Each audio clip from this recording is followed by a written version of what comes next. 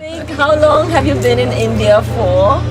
I first came on my honeymoon Wow. in 1952. We came by boat. In those days, you never even thought of flying. I mean, it never occurred to us to fly.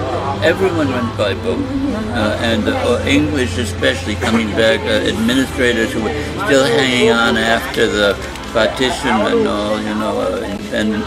And so the boat was full of these sort of public officials, all one class boat, which was very nice. So it was very 1952, with your wife, to come to study the caves in Ajanta Ellora? No, I came. I had a plan approved by my professor, which I think took him maybe 2 minutes. He was a great man, but he wasn't interested in things like working out documents and things. Well, I was going to work on the temples in Bhubaneswar, and when I got to Bhubaneswar,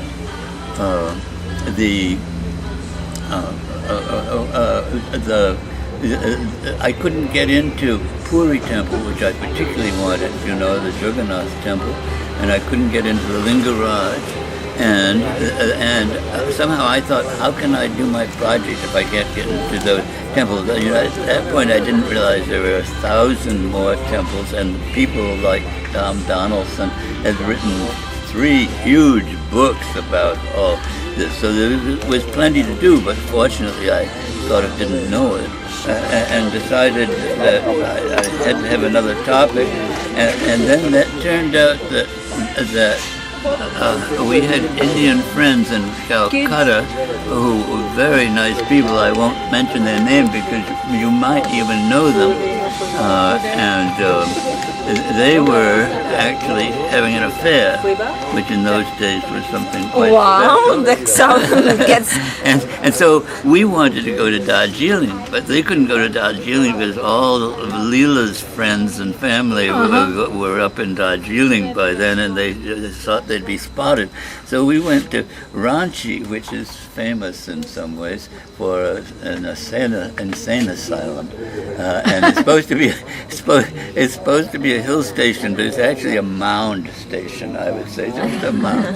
And a horrible place, really. But we had to go there because of them. They were such good friends.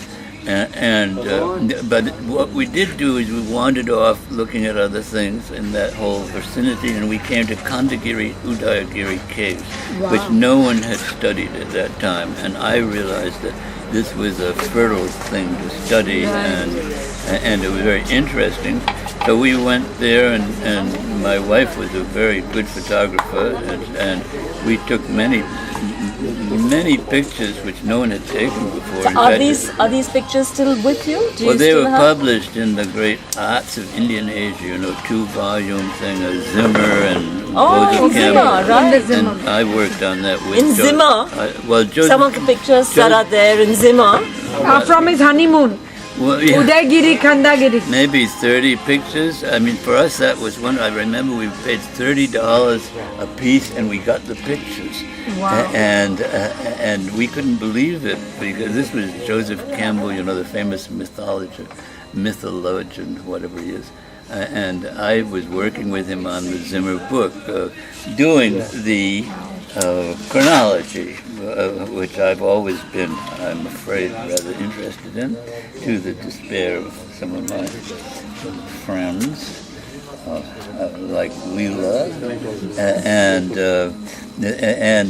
So when I came to dating Ajanta, because I had to do all the history, put all the dates for everything, I dated it, the 2 bodhisattvas, mid-7th century. In fact, I dated them 642. Now, how I got to 642? Cave 1. 642. How did I ever get? That was the French. I used the French because I trusted the French, of course.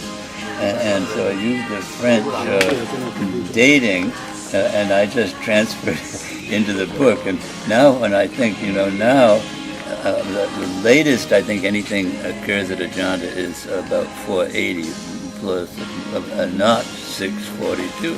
Cave 1 is the Emperor's Cave. It's the most beautiful, It's his most cave, Harish it's, Dana. it's the most sumptuous, well-planned. The sculpture, which you can't see because the archaeology department responds to public pressure, only interested in lighting up the paintings, you see. But they don't light up the shrine. They don't. The shrine they light up. You can't get into it, so you can't see it. I mean, it's so frustrating. I mean, all they need to do is put the railings right up to the shrine door. You wouldn't hurt anything. You could go up and you could get some sense of what this cave is about. So that's another matter. But I mean, you're trapped in the middle. Why is it your favorite? I would say it's the most carefully planned, most sumptuous.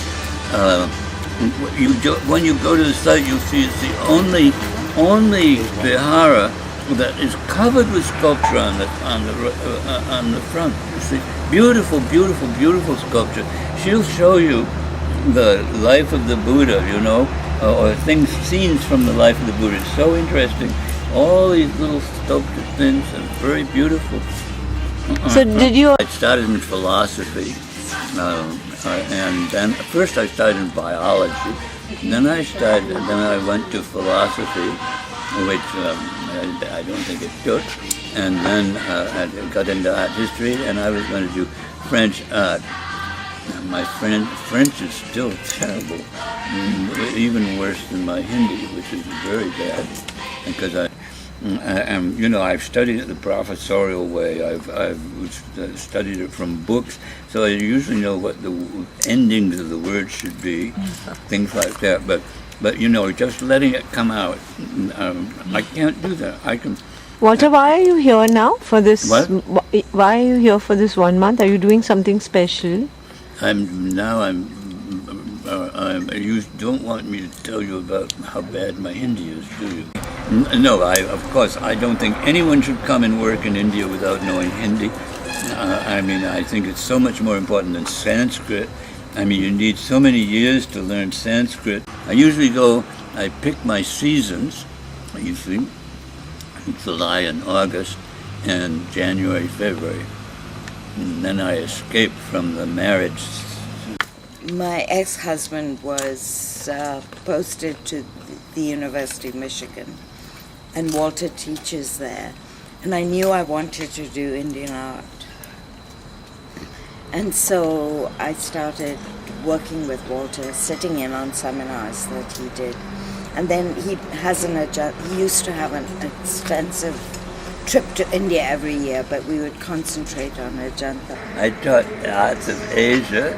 Learn if you get them sort of thinking and stimulated and irritated and all these things.